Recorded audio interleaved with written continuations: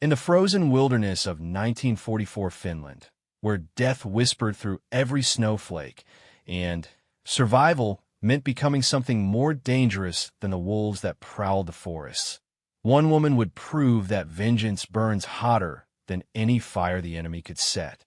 When they came for her supplies, they thought they were destroying her lifeline. They had no idea they were awakening something far more deadly than the bitter Arctic wind that would soon carry their final breaths away forever. This is the story of how a simple supply keeper became the ghost that haunted an entire regiment, and how one perfect shot at sunrise would echo through military history as the moment when war itself learned to fear a woman's rage. The morning mist clung to the Finnish forest like the breath of ghosts, and Elena Korhonen moved through it with the silent grace of someone who had learned to become part of the wilderness itself. At 26, she possessed the kind of quiet strength that comes from surviving winters that could kill a grown man in hours, and eyes that held the deep knowing of someone who understood that nature was both mother and executioner. Her supply shack sat nestled in a clearing 3 kilometers from the main resistance camp, camouflaged so perfectly that even the local deer sometimes walked past without noticing the small wooden structure that had become the lifeline for dozens of Finnish fighters. Elena had built this place with her own hands after her husband Mikko fell at the Battle of Kala, using techniques her grandfather had taught her about living invisible in the forest. The shack contained everything the resistance needed to survive another brutal winter fighting the Soviet invasion. Ammunition, medical supplies, preserved food, warm clothing, and, most importantly, the specialized equipment that kept their radio communications alive. Elena had never intended to become a warrior. Before the war, she had been a schoolteacher in the small village of Suomussalmi, spending her days helping children learn to read and her evenings tending to the small farm she shared with Mikko. But war has a way of reshaping people into whatever they need to become to survive, and the woman who now maintained this secret supply line bore little resemblance to the gentle teacher who had once worried about getting chalk dust on her best dress. The transformation had begun slowly. First came the refugee families fleeing the advancing Soviet forces, appearing at her door like wounded animals seeking shelter. Elena had fed them, clothed them, and sent them on towards safer territory. Then came the resistance fighters, men and women who moved through the forest like shadows, fighting a guerrilla war against an enemy that outnumbered them 50-1. They needed supplies, safe houses, someone who knew the forest better than the city-bred soldiers who stumbled through it making enough noise to wake the dead. Elena had volunteered without hesitation, but she had no idea that her natural aptitude for invisibility would make her one of the most valuable assets the resistance possessed. She could move through forests that would trap a trained soldier, find game trails that existed more in instinct than in any visible path, and, most importantly, she could shoot with an accuracy that seemed almost supernatural. Her father had taught her to hunt when she was barely tall enough to hold his old Mosin-Nagant rifle steady. Growing up in the far north had meant that hunting was not a sport but a necessity for survival, and Elena had learned to make every shot count because ammunition was precious and missing men or family might go hungry. She had inherited not just her father's rifle, but his gift for reading wind, distance, and the tiny movements that meant the difference between life and death in the scope's crosshairs. The rifle now hung above the small fireplace in her supply shack, its worn wooden stock polished smooth by decades of use. Elena had modified it over the years, adjusting the scope, improving the trigger mechanism, learning to reload her own cartridges with a precision that turned each bullet into a perfectly calibrated instrument of war.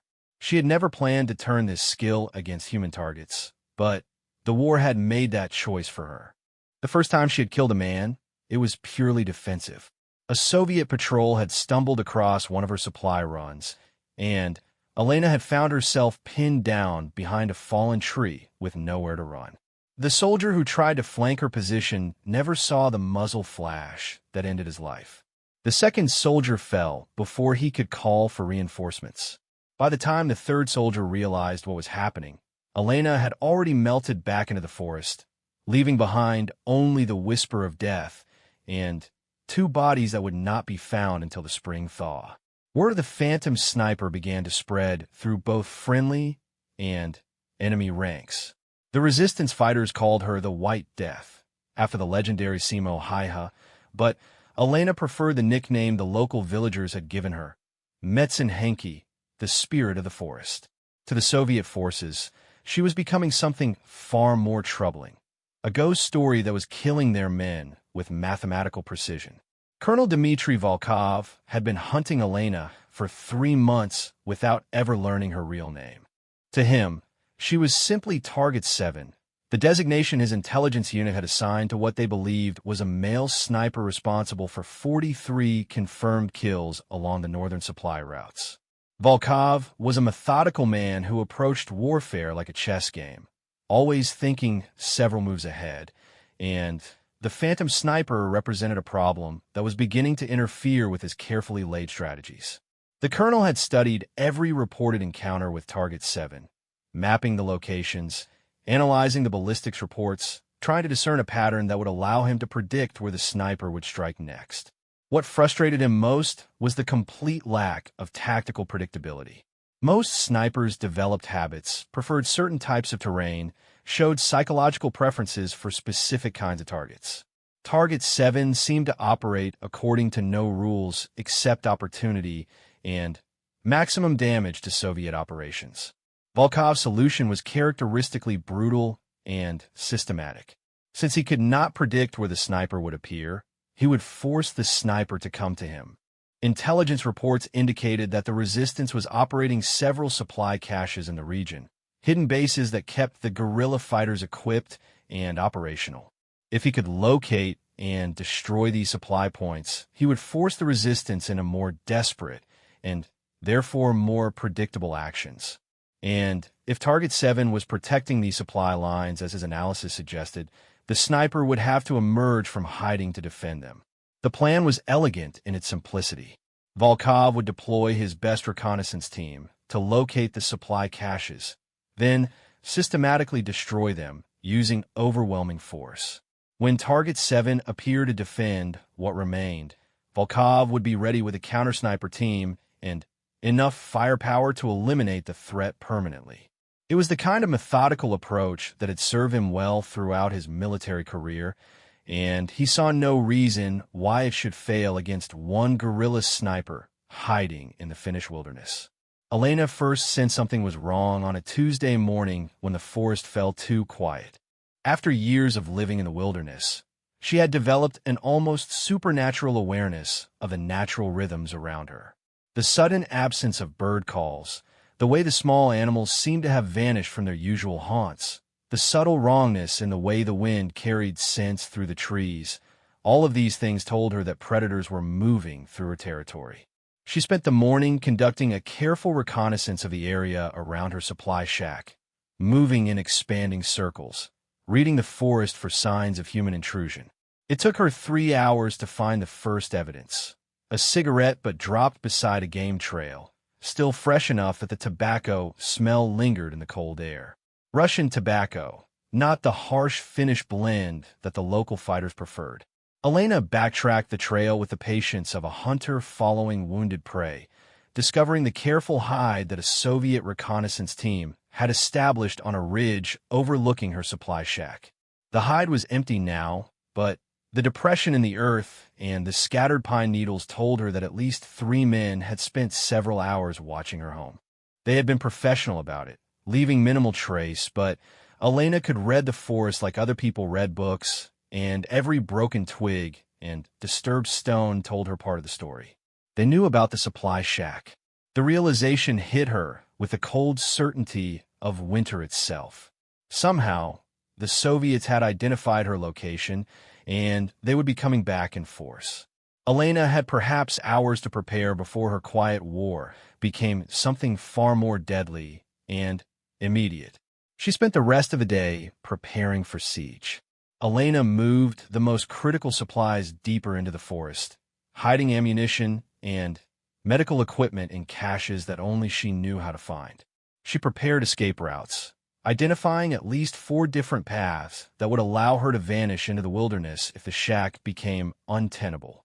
Most importantly, she cleaned and checked her rifle, loading extra magazines with the precision of someone who knew that her life would soon depend on the accuracy of every shot. As the sun began to set on what Elena suspected would be her last peaceful evening in the supply shack, she allowed herself a few minutes to remember the life she had lost. She touched the photograph of Miko that she kept beside her bed, remembering the man who had promised her they would grow old together, watching their grandchildren play in the gardens they had planned to plant. That future had died with him at Kala, but Elena had learned to carry his memory like a weapon, using her grief as fuel for the cold rage that made her such an effective killer. The attack came at dawn, just as Elena had expected.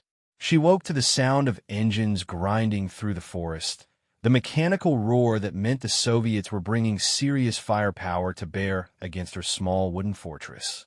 Elena rolled out of her bed, already reaching for her rifle, her body moving with the automatic precision of someone who had rehearsed this moment 100 times in her mind. Through the small window beside her fireplace, Elena could see the first Soviet truck grinding through the trees, its engines struggling with the rough terrain. Behind it came another truck, and then a third, carrying what looked like a full platoon of infantry. Colonel Volkov was not taking any chances with Target 7. Elena had approximately 30 seconds before the first soldiers would be in position to assault the shack. She used those seconds to make the most important decision of her war. Instead of defending a position that could not be held, she would use the attack as an opportunity to inflict maximum damage on an enemy that had finally revealed itself in the open. The first shot shattered the early morning silence like the crack of doom itself. Elena's bullet took the driver of the lead truck in the head, sending the vehicle careening into a massive pine tree with a crash that echoed through the forest. The truck's fuel tank exploded seconds later, turning the vehicle into a funeral pyre that cast dancing shadows across the snow. Before the soldiers in the other trucks could fully comprehend what was happening, Elena had already moved to her second position, a carefully prepared firing point that gave her a clear view of the entire clearing. Her second shot killed the machine gunner who was trying to set up a heavy weapon behind the second truck. Her third shot took down the officer who was shouting orders and trying to organize his men into a coherent response. The Soviet soldiers scattered for cover, but Elena had spent months preparing for exactly this scenario. Every tree, every rock, every slight depression in the ground around her supply shack had been cataloged and mapped. She knew exactly where the soldiers would run for protection, and she had prepared firing positions that covered every possible hiding spot.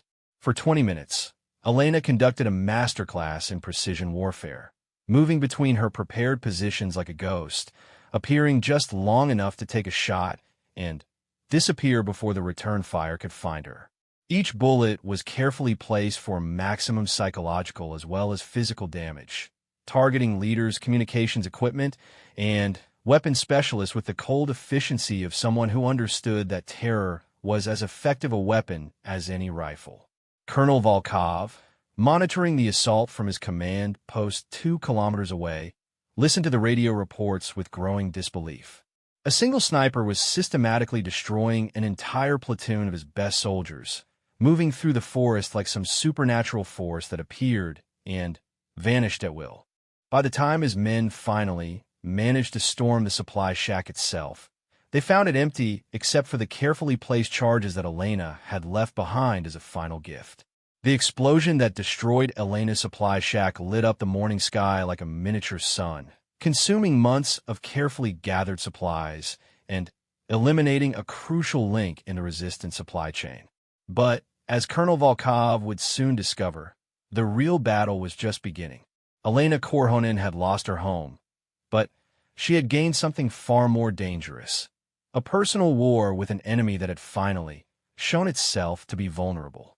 As the smoke rose from the burning ruins of everything she had built, Elena melted back into the forest that had become her true home. She carried nothing but her rifle, a small pack of ammunition, and a rage that burned colder than the Arctic wind. The Soviets had destroyed her supply shack, but they had made one critical tactical error. They had left the sniper alive. Colonel Volkov would spend the rest of the winter learning exactly what that mistake would cost him. The forest became Elena's cathedral of war, and she learned to worship at the altar of calculated vengeance with the devotion of someone who had nothing left to lose except her life, and that had ceased to matter the moment the flames consumed her supply shack. For 3 weeks after the attack, she lived like a wolf, moving through the wilderness in ever-widening circles around the Soviet positions, learning their routines, mapping their weaknesses, and planning a campaign of terror that would make Colonel Volkov wish he had never heard of Target 7. Elena had transformed herself into something that existed beyond the normal boundaries of human endurance. She slept in snow caves that she dug with her bare hands, ate whatever she could hunt or forage, and survived on a diet of frozen berries, raw fish, and the occasional rabbit that was unfortunate enough to cross her path. The cold that would have killed most people in hours became her ally, numbing her to everything except the burning clarity of purpose that kept her moving forward when logic said she should surrender or die. Her rifle had become an extension of her body, as natural and necessary as breathing. Elena had learned to shoot in conditions that would have challenged marksmen with years of military training, adapting to wind patterns that shifted without warning, calculating bullet drop across distances that stretched the limits of what her modified scope could accurately measure, and making shots that required her to become one with the weapon in ways that bordered on the mystical. The first target she selected was Sergeant Boris Petrov, a communications specialist who had the misfortune of being assigned to morning radio checks at a forward observation post that Colonel Volkov had established to monitor resistance activity in the region. Elena spent 4 days studying Petrov's routine, learning that he emerged from his bunker every morning at exactly 7:15 to check the radio antenna that had been damaged by a recent storm. On Thursday morning, Petrov stepped out of his bunker for the last time, completely unaware that Elena was watching him through her scope from a position nearly 800 meters away. The shot was technically challenging, requiring her to compensate for a crosswind that was gusting unpredictably through the valley, but Elena had made similar shots dozens of times during her months as a resistance sniper. Petrov died without ever hearing the sound of the rifle that killed him, his body crumpling beside the radio equipment that had been his responsibility. The psychological impact of Petrov's death rippled through the Soviet positions like shockwaves from an earthquake. The soldiers knew that the phantom sniper was still active, but the clinical precision of the kill suggested something far more terrifying than a desperate guerrilla fighting for survival. This felt like the beginning of a systematic campaign, a personal war being waged by someone with the patience and skill to pick them off one by one. Elena's next target was chosen not for tactical value, but for psychological impact. Private Ivan Kozlov was barely 19 years old, a farm boy from outside Moscow who had been drafted into a war he barely understood, fighting in a country whose language he did not speak. Under normal circumstances, Elena might have felt sympathy for such a boy, but these are not normal circumstances, and sympathy was a luxury she could not afford. Kozlov had volunteered for water duty, walking to a nearby stream twice daily to fill canteens for his unit. It was considered one of the safer assignments, since the stream was only 200 meters from a main Soviet camp and well within the security perimeter that Colonel Volkov's men had established. Elena studied the route for a week, timing Kozlov's movements, learning his habits, and identifying the perfect ambush point where the stream bent around a cluster of birch trees. The shot was almost insultingly easy by Elena's standards, a simple 200-meter kill with minimal wind compensation, but its effect on Soviet morale was devastating. If the phantom sniper could kill a man within sight of their main camp, if no position was safe enough to guarantee survival, then every soldier in Volkov's command was living on borrowed time. The colonel responded by restricting movement outside the camp perimeter and doubling the guards on all duty assignments, measures that effectively imprisoned his own men and handed Elena a tactical victory without her firing another shot. But Elena was far from finished. Over the next 2 weeks, she killed 8 more Soviet soldiers, each death carefully planned to maximize psychological damage while minimizing her own exposure to counterattack. She shot a sniper who thought he was hidden in a tree blind, proving that concealment was no protection against someone who knew the forest better than he knew his own face. She killed a patrol leader at a distance of nearly a kilometer, a shot that required her to use geometry and wind calculation that pushed her equipment to its absolute limits. She eliminated a forward observer who was calling in artillery strikes against resistance positions, silencing his radio in the middle of a transmission, and leaving his comrades to wonder what had happened to their eyes in the sky. Each kill was a masterpiece of fieldcraft and marksmanship, but more than that, each death was a message written in blood and delivered with the cold precision of someone who understood that warfare was ultimately about breaking the enemy's will to fight. Elena was not just killing Soviet soldiers. She was systematically destroying their confidence, their sense of security, and their belief that they could win a war against an enemy they could not see, predict, or defeat. Colonel Volkov responded to the mounting casualties the way military commanders always respond to problems they cannot solve. He threw more resources at the situation. Additional troops were brought in from other sectors, specialized counter-sniper teams were deployed, and sophisticated detection equipment was installed at key positions around the Soviet perimeter. Volkov was determined to end the Phantom Snipers campaign before it completely destroyed his unit's effectiveness. The counter-sniper teams were led by Captain Alexei Ruzikov, a veteran marksman who had earned his reputation fighting in urban environments during the siege of Stalingrad. Ruzikov was everything that Elena was not.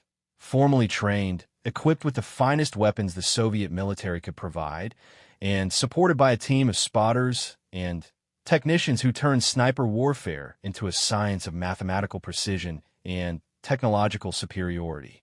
Ruzikov studied the Phantom Snipers' kills with the methodical attention of a forensic investigator, analyzing bullet trajectories, estimating ranges, and tried to identify patterns that would reveal the sniper's preferred hunting grounds. What he discovered was deeply unsettling. The Phantom Sniper showed no consistent preferences, no tactical signature that could be predicted or countered. Each kill had been executed from a different direction, at a different range, using terrain features that suggested an almost supernatural knowledge of the local geography. The first engagement between Elena and Ruzikov's team came on a Monday morning when Elena was stalking a Soviet supply convoy that was making its weekly run between the main camp and an artillery position established on a hilltop 3 kilometers to the north. Elena had been tracking the convoy for 2 weeks, learning its route and timing, waiting for the perfect opportunity to strike at maximum effectiveness. She had selected an ambush point where the road curved around a steep hillside, forcing the convoy to slow down and exposing the vehicles to fire from an elevated position nearly 600 meters away. Elena reached her firing position before dawn, settling into a hide she had prepared weeks earlier, confident that she could take out the lead vehicle and disappear before any effective counterattack could be organized. What Elena did not know was that Ruzikov had been studying the convoy route as carefully as she had, and he had reached the same tactical conclusion about the most likely ambush points.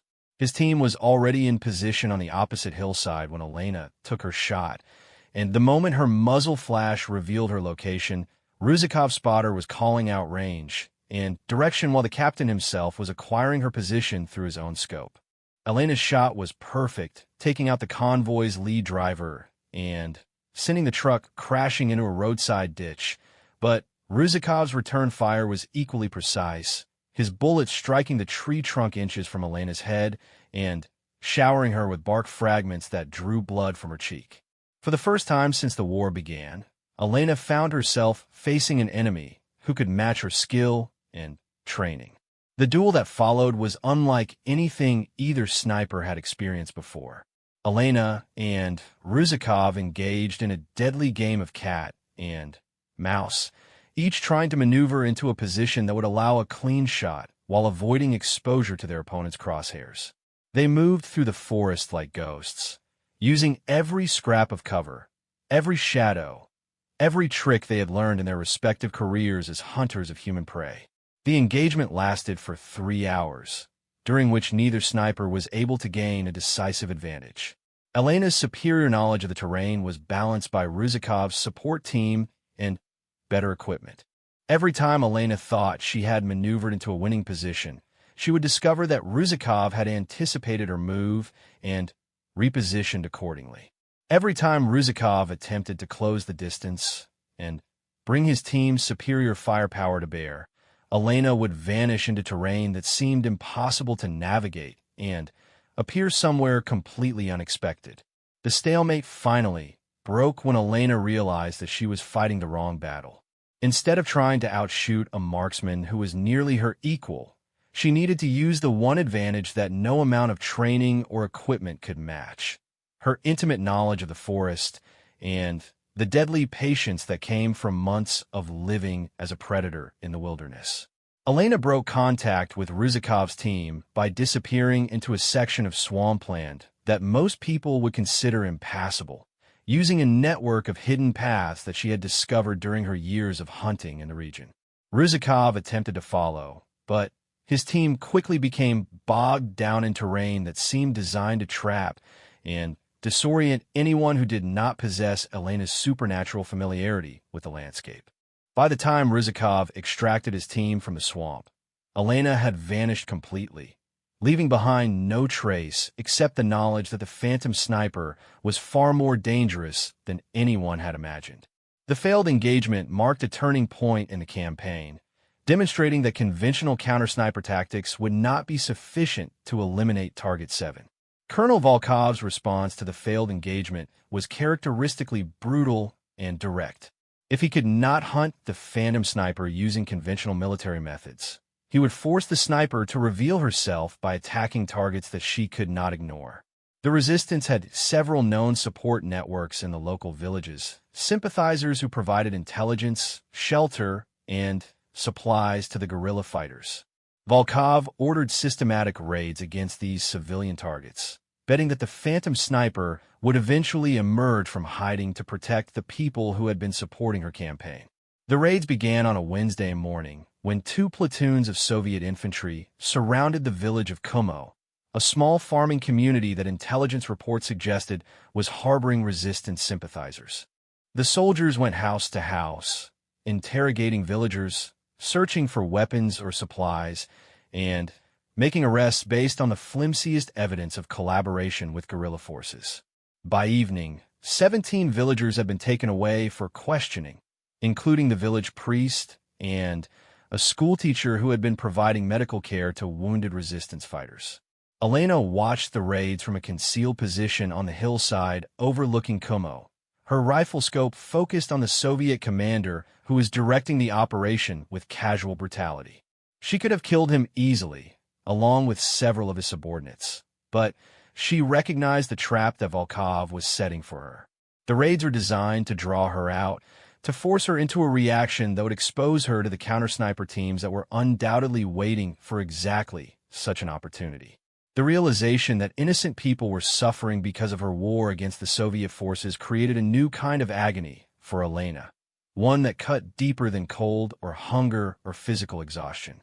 These were her people, villagers who had known her since childhood, families who had welcomed her into their homes when she was still Elena the schoolteacher rather than Elena the phantom sniper.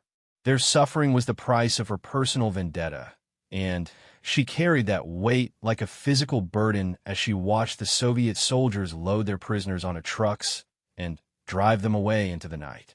But Elena had learned to transform suffering into fuel for the cold rage that made her such an effective killer, and she used her anguish over the innocent victims as motivation for the next phase of her campaign. If Colonel Volkov wanted to escalate the conflict by targeting civilians, Elena would teach him that such tactics came with a price that he might not be prepared to pay. Over the next week, Elena began hunting Soviet soldiers with a ferocity that shocked even the resistance fighters who had been following her campaign from a distance. She killed a patrol leader while he was relieving himself behind a supply truck, leaving his body positioned where his comrades would be sure to find it. She eliminated a radio operator during a routine transmission, cutting off his message in mid-sentence and leaving his unit to wonder if they were next. She shot a sentry who was supposed to be watching for guerrilla attacks, demonstrating that their own security measures were useless against an enemy who had become part of the forest itself. Each kill was calculated not just for tactical advantage, but for maximum psychological impact on the surviving Soviet forces. Elena was no longer simply fighting a war. She was conducting a terror campaign designed to convince every Soviet soldier in the region that death could find them anywhere, at any time, without warning or mercy. She was teaching them that their choice was simple: leave this forest or die in it. The campaign reached its climax when Elena targeted Colonel Volkov's personal driver, a young sergeant named Mikhail Orlov who had the misfortune of being assigned to transport the colonel between his command post and the forward positions where the raids were being conducted. Elena stalked Orlov for 3 days, learning his routes and timing, waiting for the perfect opportunity to send Colonel Volkov a personal message about the cost of targeting innocent civilians. The shot came on a Friday morning when Orlov was driving the colonel's staff car along a forest road that Elena had been watching for weeks. She positioned herself 400 meters from the road, concealed behind a fallen tree that provided perfect cover while allowing an unobstructed view of the target area. When Orlov's car appeared around a bend in the road, Elena held her breath, steadied her aim, and squeezed the trigger with the cold precision of someone who had reduced killing to an art form. The bullet shattered the car's windshield and killed Orlov instantly, sending the vehicle careening off the road and into a tree with enough force to deploy the airbags and leave the colonel unconscious but alive. When Volkov regained consciousness, he found himself trapped in a wrecked car next to his dead driver, completely helpless and exposed to follow-up shots that never came. Elena could have killed Colonel Volkov easily, but she chose to let him live for reasons that had nothing to do with mercy. She wanted him to understand that his life continued only because she chose to allow it, that he existed at her sufferance, and that every breath he took was a gift from the phantom sniper he had been hunting. She wanted him to spend the rest of the war knowing that death had looked at him through a rifle scope and decided he was not worth killing. The message was received exactly as Elena intended. Colonel Volkov's failed campaign against the phantom sniper became a case study in the limitations of conventional military tactics against an enemy who operated according to different rules. The raids against civilian targets stopped immediately, not because Volkov had developed a conscience, but because he finally understood that such tactics only made the phantom sniper more dangerous. As winter deepened and the days grew shorter, Elena prepared for what she suspected would be the final confrontation with the Soviet forces that had destroyed her supply shack and turned her into a creature of vengeance. She had spent months teaching them to fear her, but she had not forgotten that her ultimate goal was not terror, but victory. And victory would require one perfect shot, delivered at exactly the right moment, against exactly the right target. Elena began planning for sunrise. The intelligence came from an unexpected source, a Soviet deserter who stumbled into Elena's hiding place during a blizzard that had transformed the forest into a world of white death. The young soldier, barely 20 years old and half frozen from exposure, had abandoned his post during a night patrol and spent 3 days wandering through the wilderness before collapsing near the cave where Elena had been sheltering from the storm. Elena's first instinct was to put a bullet in the deserter's head and dispose of the body where it would never be found, but something in the boy's eyes stopped her from pulling the trigger. His name was Pavel Volkov, and the surname was not coincidental. He was the colonel's nephew, a conscript who had been assigned to his uncle's unit as much for family protection as for military necessity, and he possessed information that would allow Elena to end her personal war with a single, perfectly placed shot.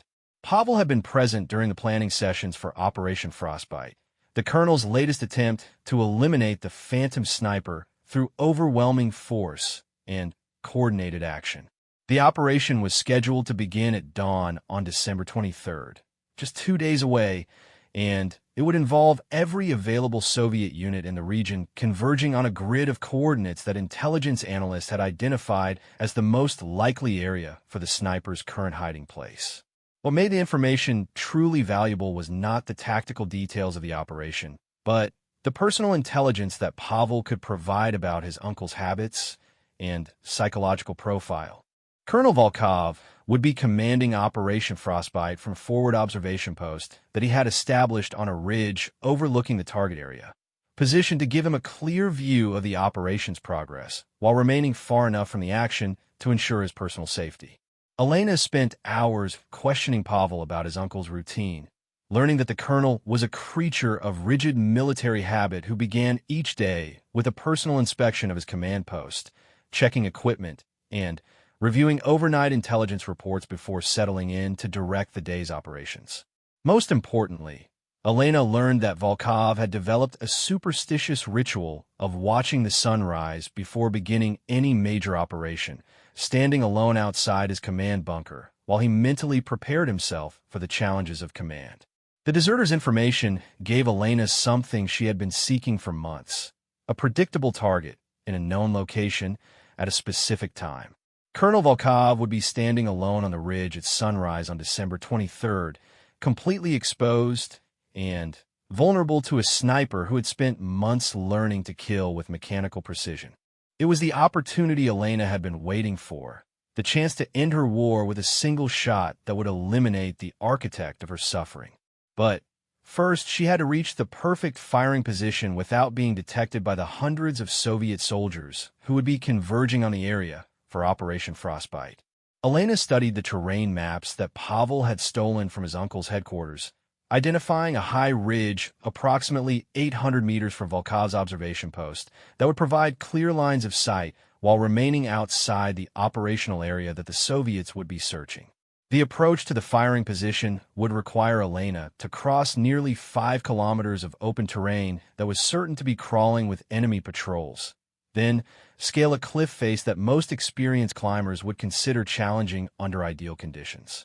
She would have to complete the approach during the night before the operation, establishing her position in total darkness while Soviet forces were already beginning their deployment, and she would have only one chance to take the shot before the entire area erupted in coordinated military action.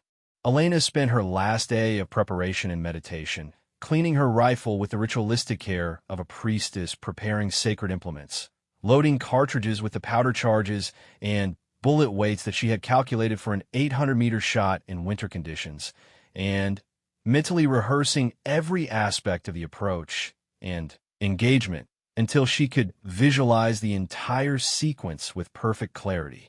She had modified her father's old Mosin-Nagant over the months of warfare, improving the trigger mechanism, adjusting the stock for better ergonomics, and, most importantly, calibrating the scope with a precision that bordered on obsession. Elena knew exactly how her rifle behaved in every conceivable shooting condition, understood its ballistics better than most people understood their own heartbeat, and had developed an almost mystical connection with a weapon that allowed her to make shots that defied conventional marksmanship theory. The final modification she made was the most important. Elena attached a small mirror to the side of her scope, positioned so that she could see behind her without taking her eye away from the target. She expected to die during or immediately after taking her shot at Colonel Volkov, but she was determined to see her enemy fall before the inevitable counterfire ended her war permanently.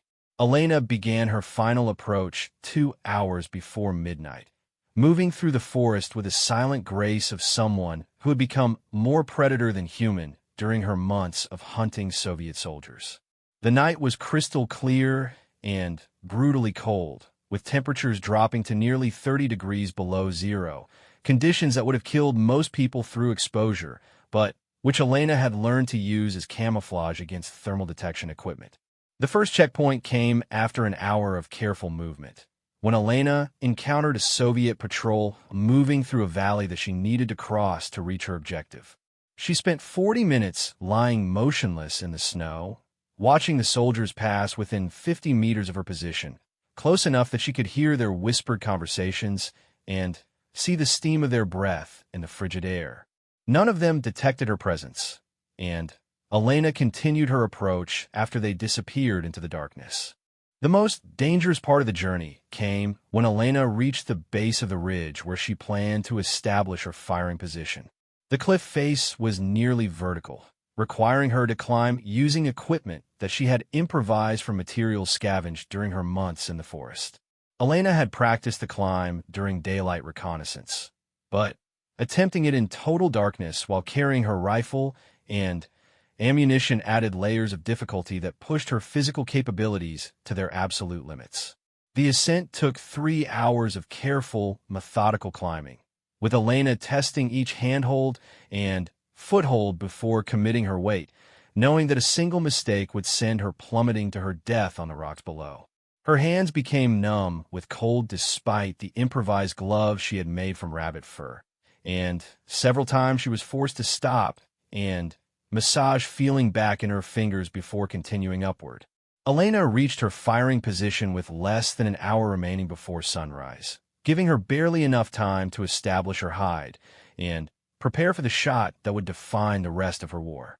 The position was everything she had hoped for, a narrow ledge concealed behind an outcropping of rock that provided perfect camouflage while offering an unobstructed view of Colonel Volkov's observation post across the valley. Elena arranged her equipment with the methodical precision of someone who understood that every detail could mean the difference between success and failure. She positioned her rifle on an improvised bipod made from branches and stones, calculating the exact angle and elevation needed for the 800-meter shot. She loaded a single cartridge into the chamber, checked the scope's focus and windage adjustments, and settled into the shooting position that she had practiced thousands of times during her months of preparation. The wait was the most difficult part. Elena lay motionless behind her rifle as the sky gradually lightened from black to deep purple to pale gray, watching the Soviet observation post through her scope, waiting for Colonel Volkov to appear for his ritual sunrise inspection. Around her, she could hear the sounds of Operation Frostbite beginning to unfold.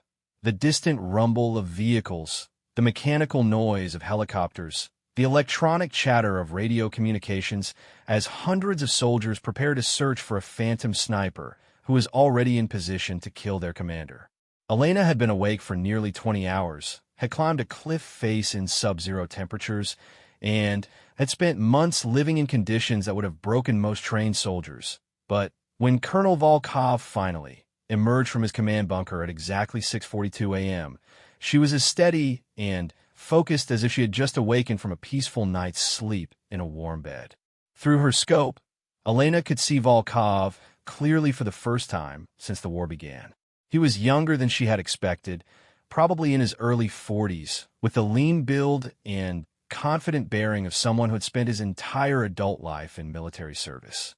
He wore the winter uniform of a Soviet colonel, complete with the insignia and decorations that marked him as a professional soldier who had earned his rank through competence rather than political connections. For a moment, Elena felt an unexpected flash of something that might have been respect for her enemy. Volkov had been a worthy opponent, intelligent and determined, someone who had pushed her to become a better soldier and a more effective killer.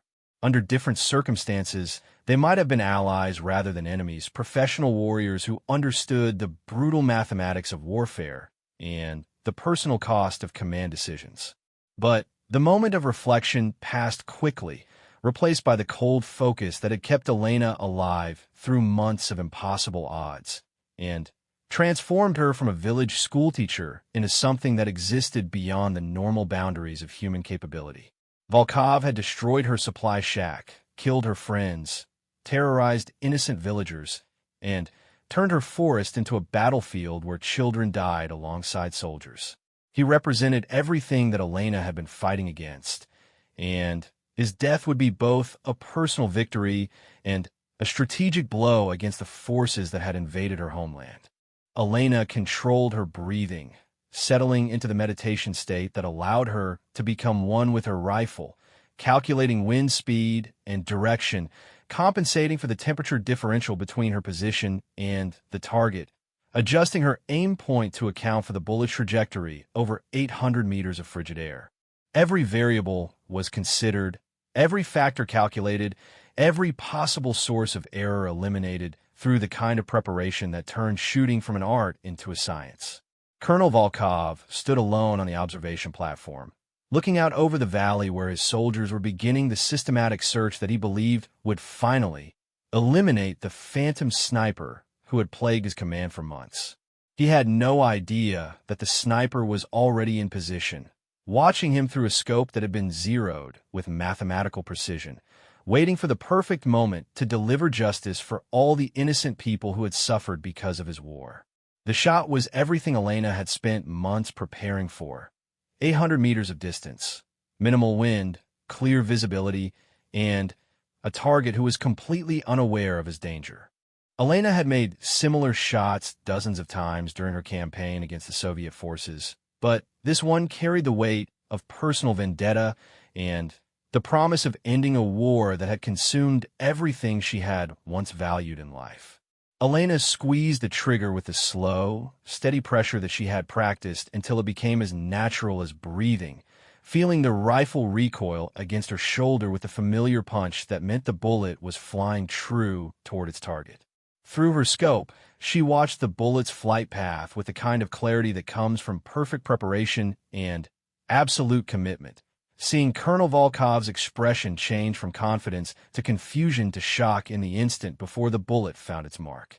The shot was perfect, striking Volkov in the center of his chest with enough force to lift him off his feet and send him sprawling across the observation platform.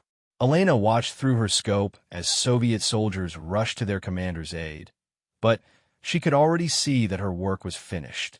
Colonel Volkov was dead before his body stopped moving, killed by a single bullet fired by a village schoolteacher who had learned to wage war with the precision of a master craftsman. The counterfire began immediately, with Soviet snipers and automatic weapons turning Elena's position into a focus of concentrated firepower that chewed apart the rock outcropping where she had been hiding. But Elena was already moving, sliding down the backside of the ridge using techniques she had developed during months of living as a fugitive in the wilderness, disappearing into terrain that she knew better than anyone who might pursue her. Operation Frostbite collapsed within hours of Colonel Volkov's death, as his subordinates struggled to coordinate a complex military operation without the commander who had planned every detail. Soviet forces withdrew from the region within a week, unwilling to continue a campaign that had cost them dozens of soldiers and their most experienced field commander without achieving any meaningful tactical objectives. Elena survived the war, though the woman who emerged from the forest bore little resemblance to the village schoolteacher who had entered it years earlier. She had become something that existed beyond the normal boundaries of human experience, a creature forged by loss and refined by warfare into an instrument of perfect, terrible efficiency. The Soviet records list her as Target 7, responsible for 63 confirmed kills, including 1 colonel, 2 majors, and 7 specialized personnel whose deaths significantly degraded enemy operations in the northern sector. The Finnish resistance knew her as Metson Henki, the spirit of the forest, a legendary figure whose exploits became the subject of stories told around campfires for decades after the war ended. But Elena herself preferred to remember the moment when Colonel Volkov fell to her perfect shot at sunrise, the instant when months of preparation and sacrifice culminated in a single bullet that carried the weight of justice for everyone who had suffered because of his war. It was the shot that defined her, the moment when a village schoolteacher named Elena Korhonen disappeared forever and something else entirely took her place in the world. She never spoke about the details of her war, never wrote memoirs, or gave interviews about her experiences as a sniper. Elena simply returned to what remained of her village, helped rebuild what the war had destroyed, and spent the rest of her life teaching children to read, as if the months she had spent as an instrument of death had been nothing more than a particularly vivid nightmare. But Sometimes, on clear winter mornings when the light hit the forest in exactly the right way, Elena would remember the weight of her father's old rifle and the perfect stillness that came just before squeezing the trigger. She would remember Colonel Volkov falling to her shot at sunrise, and she would smile with the quiet satisfaction of someone who had settled all her accounts with the world. The supply shack was never rebuilt, but the clearing where it once stood became a place of pilgrimage for resistance fighters and their descendants, a monument to the idea that sometimes a single person, armed with nothing but skill and determination, could stand against overwhelming odds and emerge victorious. The forest itself became Elena's true memorial, a living testament to the power of perfectly applied violence in the service of justice.